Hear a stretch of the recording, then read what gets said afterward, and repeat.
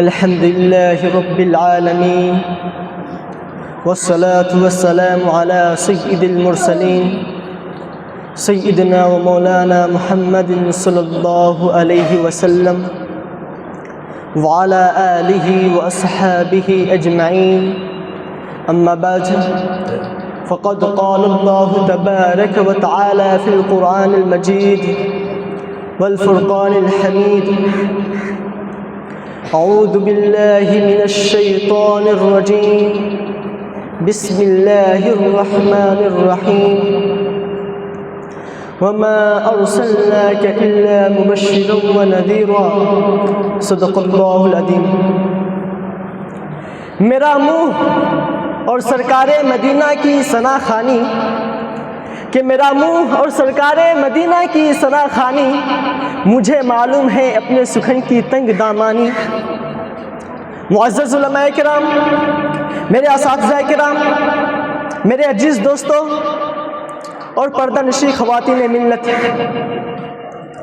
میں اس متبرک اور پرامن بزم میں شمع رسالت کی ضیاء حیات کو روشن کرنے کی جسارت کر رہا ہوں.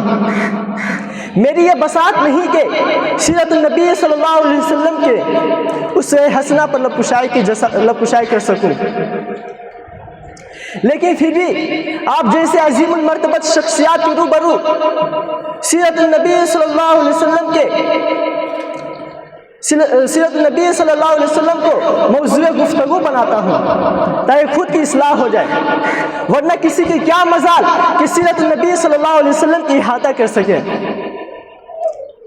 جیسے کہ شاعر رسول حسان رضی اللہ عنہ کا ایک شعر ہے جو انہوں نے اپنی مضمون کے تحت یہ کہا تھا: ما ان مدحت محمدا بمقالتی، ما ان مدحت محمدا بمقالتی ولكن مدحت محمد بالمقالتی.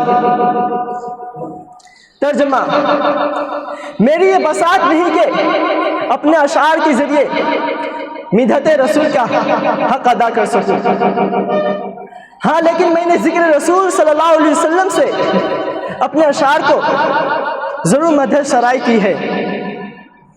کسی اردو شاعر نے کہا: قلم میرا قاصر زباں میری عاجز، قلم میرا قاصر زباں میری عاجز، محمد کی عظمت بتاؤں میں کیسے، ہے وہ محبوب رب امام الرسول، وہ فضائل مکمل سناؤں میں کیسے. ملت اسلامیہ کے دھڑکتے دلوں بعثت نبی صلی اللہ علیہ وسلم سے قبل پورے جزیرۃ العرب پر کوئی حکمرانی کرنے کے لیے تیار نہیں تھا، اور نہ نظام مکمل تھا، اور عدالت، انسانیت، امانت و دیانت، عصمت و عفت، صلاح و تقوی کا جنازہ نکل چکا تھا. شرافت و عزت کی کلیاں مرجھا چکی تھی، شرک و جلالت کی تاریکی ہر سمت نظر آ رہی تھی، ظلمت، شقاوت اور نفرت اور عداوت کا دورہ تھا.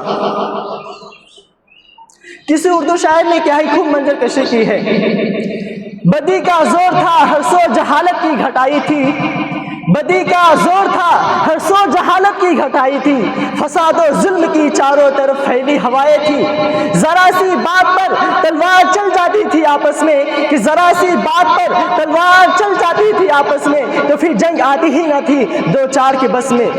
اگر لڑکی کی پیدائش کا گھر میں ذکر سن لیتے، اگر لڑکی کی پیدائش کا گھر میں ذکر سن لیتے تو اس معصوم کلی کو زندہ زمین میں دفن کر دیتے.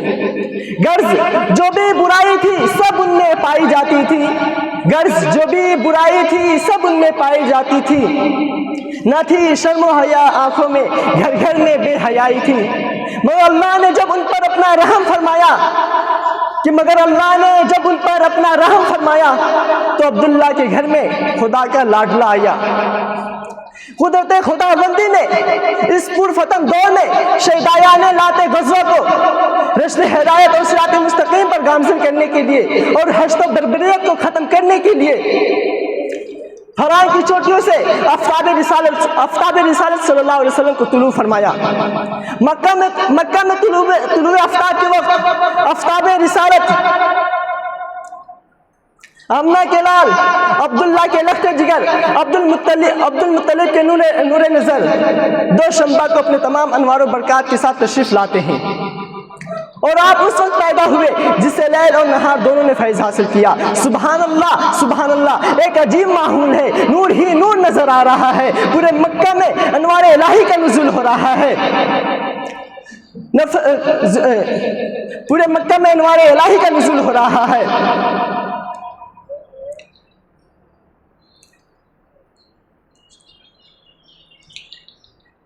चारों सब बस एक ही आवाज आ रही है कि एक वाला आ गया, एक वाला आ गया। वो आ गए जमाने में, वो आ गए तो आ गया दुनिया में इंकलाब, वो आ गए तो आ गया दुनिया में इंकलाब। उजड़ा हुआ चमन था गुलिस्ता कर गए।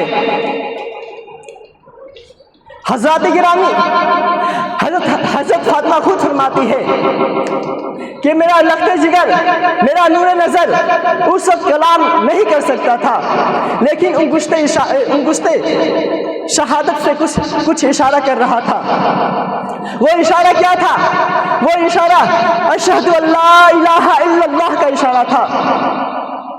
क़ल्ब आमना में मसरत और खुशी की हद न रही जब मोहम्मद सल्लल्लाहु अलैहि वसल्लम की अदाओं को देखा, लेकिन कुछ गम के असरात भी मौजूद है।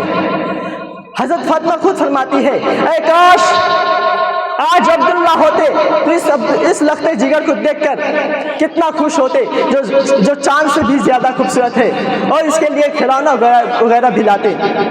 इतनी ही गैब से आवाज आती है, ऐ अम्मा फिक्र मत करो, मैं इसका रब हूँ, मुरब्बी भी उस्ताद भी, मैं इसका सब कुछ हूँ। अगर ये बच्चा खिलौना मांगे तो चांद को खिलौना बना दूंगा। अगर ये बच्चा सैर और तफरीह को चाहे तो मैं मेराज भी बुला लूंगा। अगर ये बच्चा कोई शहादत तलब करे तो पत्थरों से भी कलमा पढ़ा दूंगा। इसके बाद अब्दुल मुत्तलिब